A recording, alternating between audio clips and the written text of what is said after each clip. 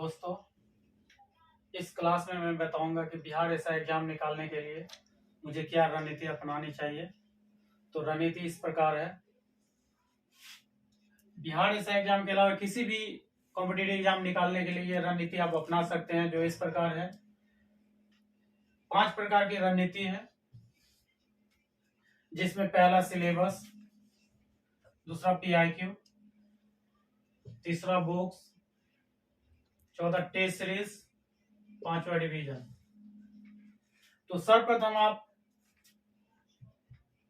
जो भी एग्जाम आप दे रहे हैं उस एग्जाम का पहले सिलेबस आप वेबसाइट से या कहीं से मार्केट से खरीद कर आप खरीदिए, या डाउनलोड करके नोट डाउन, कॉपी पे नोट डाउन कीजिए, या दीवार पे आप चिपका लें ताकि आपको याद हो जाए। सिलेबस याद करने के बाद आपको PIQ क्वेश्चन रीड करना चाहिए। सिर्फ क्वेश्चन रीड कीजिए, सॉल्व मत कीजिए, क्योंकि जब तक आप बुक नहीं पढ़ेंगे तब तक PIQ क्वेश्चन सॉल्व नहीं होगा।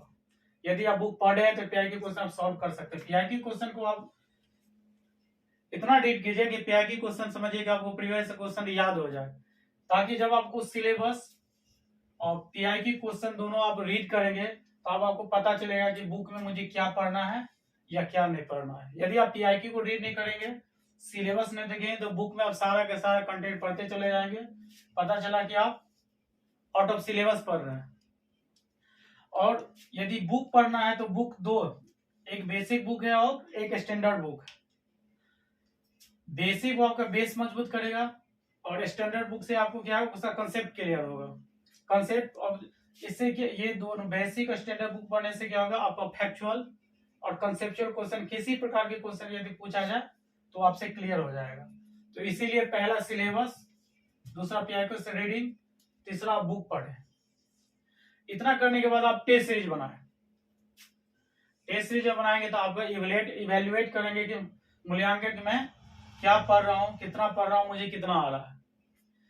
इसके बाद लास्ट में आप क्या कीजिए, डेली बेसिस जब बुक पढ़ते हैं तो उसका रिवीजन करें।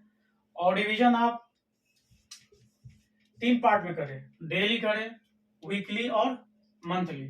आप जो होल डे पढ़ते हैं उसके बाद आप क्या करें, लास्ट में आधा से 1 घंटा रिवीजन के लिए निकालिए, फिर सप्ताह में 1 दिन निकालिए, और मंथ के लास्ट में आप 1 दिन निकालिए। इससे क्या होगा कि आप जो भी बुक पढ़े हैं 3 बार रिवीजन करने से आपको वो कंटेंट फैक्ट आपको याद हो जाएगा।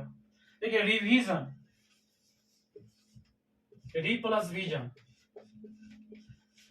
रिवीजन का मतलब है कि आप री मतलब पुनः, विजन मतलब दृष्टि,